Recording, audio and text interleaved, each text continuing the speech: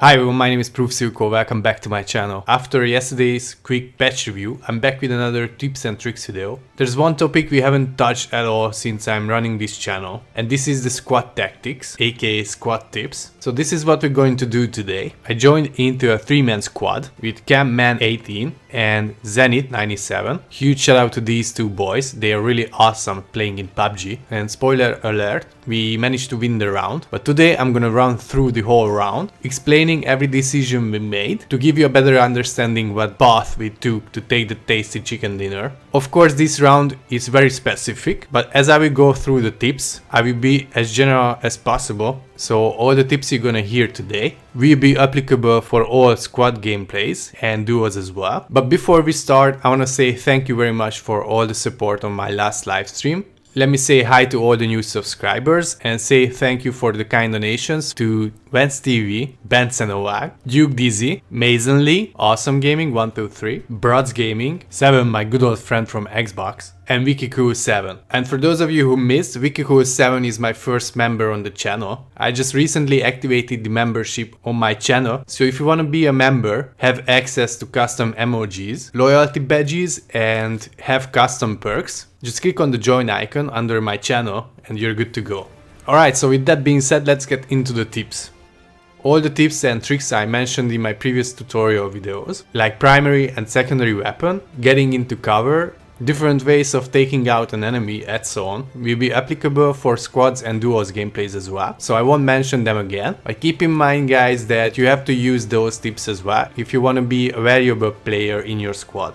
First I will start with the general rules. These general tips like communication, sharing loot, and moving as a team. And whenever you see an enemy, you have to call them out with the number. You can see the number on the compass on the top of the screen. So use that number to call them out, and you should also add an estimated distance of your enemies to make sure that all of your teammates can focus on the same target, or even use that info to be able to split your forces and attack multiple targets in the same time. But more on that later in this video. Alright, so as a team you should communicate all the time, so make sure whatever team you join into, you all need to have microphones to be able to communicate with each other throughout the whole round, starting from where do you want to land within that specific location, where exactly you want to land at, and where you want to go after, all the way through the end game. Communication is the key point of being a winner. Now within landing, at the end of the day there's just two options. If you want to hot drop with your team, make sure you land together and wipe out the enemy squads together. Don't forget that if you stick together, you have a better chance to overcome the opponents and eliminate all the squads around you. But if you're planning to land somewhere remote, you don't have to be in that tight formation. For example, in this video, we landed at the Cosmodrome, and since it was a long jump, we knew that probably no one else will be around us. So we scattered around the location to be able to loot through the whole compound more efficiently.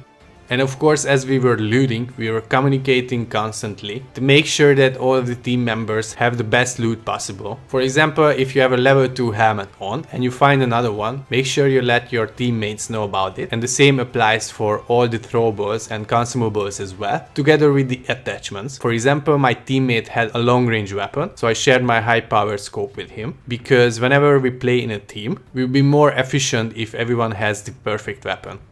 As your team is going from point A to B, you have to make sure that you're not moving in a tight formation, because you will be more vulnerable for enemy attacks in this way. If you keep a comfortable distance between yourselves, you'll be able to react the enemy attacks more efficiently. But if all your team is next to each other, you'll be more vulnerable to attacks and you will have less chance to react. The same applies when you're about to go for an objective. For example, we wanted to loot this care package, but we made sure that not all of us are at the care package in the same time. One of us was constantly left behind to be the eye of the team, while the rest of the team took the loot. Whenever you have to engage an enemy, I recommend you to use flanking. For example, one or two of your team members can put pressure on the targets while the rest can flank them. So in this way, the enemy team can focus only on one target. They have to separate their resources, which will make them vulnerable. As you can see on this image, my teammates were pushing into the village while I was providing an overlook from the top of the hill. Now, unfortunately, Zenith97 took the room temperature challenge at this point. I wanted to take down his attacker, but unfortunately the rest of the enemy team decided to go after me, so I had to protect myself first.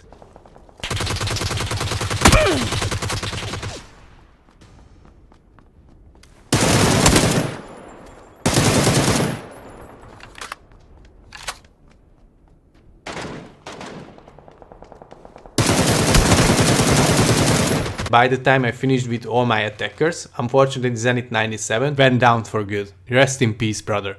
Now, after we took everything from the loot boxes, we still made sure that we're not in a tight formation as we were moving to the next circle. And we used flanking again as we were pushing towards our next location. Camman 18 put pressure on the opponent team while I was flanking them from the side. With this tactic, we managed to defeat them and take that location.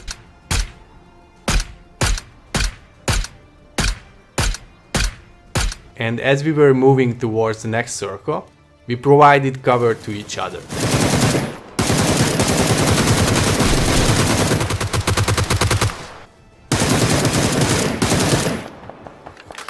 So as we reached the top 10, we made sure that we're boosted up and followed all the other tips which are also applicable in the top 10 situation. And again, as we were approaching the next compound, we were in a loose formation to leave less chance for our opponents to take us down. And as we were approaching the final circle's location, we still made sure that we attack in the same time to leave less time for our enemies to react.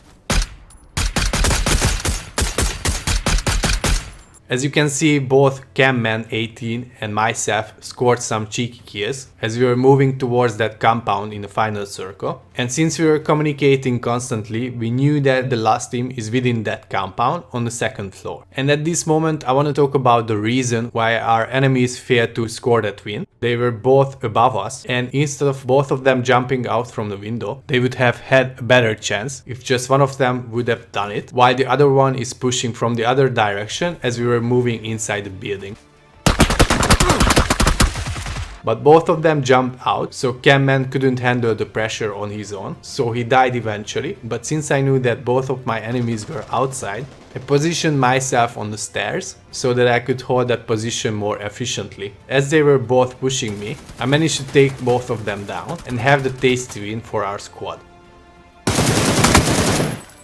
Alright guys, so that was all I wanted to say about the squad tips, and as I said earlier, you can use these tips in duos as well. I hope you found this video useful. If you did so, please don't forget to leave a like, leave a dislike if you didn't, subscribe if you're new here, and I see you in the next video. Bye!